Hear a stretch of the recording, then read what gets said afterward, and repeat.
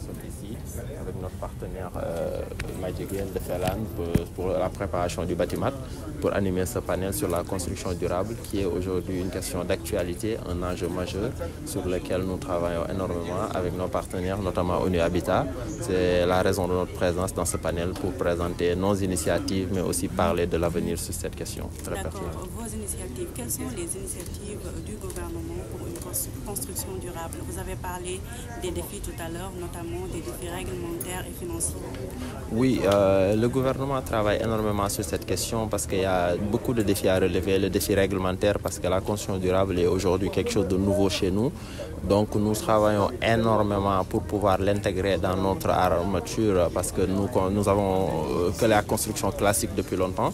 Donc du coup les défis réglementaires, comme je l'ai dit, il y a la révision des codes de la construction et code de l'urbanisme. Sur le code de la construction, il y a beaucoup d'initiatives, il y a beaucoup d'innovations qui ont été apportées normalement sur l'efficacité énergétique des bâtiments.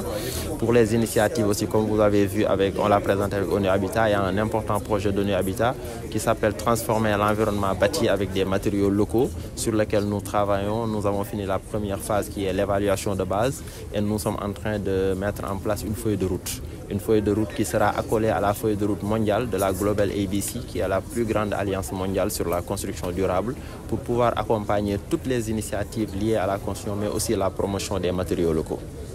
Vous avez parlé de défis financiers. Pour vous, l'État du Sénégal, ce sera? Oui, c'est un énorme défi parce que, comme vous le savez, le secteur de la construction est un secteur très dynamique, comme je l'ai dit aujourd'hui sur le dernier rapport de la Global ABC qui nous fait comprendre que 70% des bâtiments qui seront en Afrique en 2040 ne sont pas encore construits. Et c'est sûr que ces bâtiments-là, vu le contexte environnemental et le contexte d'émissions de gaz à effet de serre, de réchauffement climatique, il est normal que dans ces bâtiments qui seront construits, une part importante revient à la construction durable. Et ça nécessite un financement. Parce qu'il n'y a pas encore aujourd'hui de mécanisme propre de financement de la construction durable. Donc aujourd'hui, le défi, c'est d'abord d'avoir des mécanismes financiers, mais aussi d'aider les acteurs à avoir accès à ces fonds, comme le Fonds vert climat, les autres fonds qui accompagnent ce secteur-là. Donc ce sont les énormes défis qu'on s'est donnés, mais aussi il y a le défi de l'innovation. Parce qu'aujourd'hui, beaucoup de nos artisans ne maîtrisent pas encore ces techniques-là, ni ces matériaux. Donc l'un des défis majeurs, c'est le défi de l'innovation, mais le défi aussi de la recherche. De la formation, mais surtout de la sensibilisation, on l'a dit. Parce que le bâtiment aussi, au-delà de l'aspect technique, c'est une question culturelle. On a vu que dans tous les secteurs, chacun a sa manière de construire.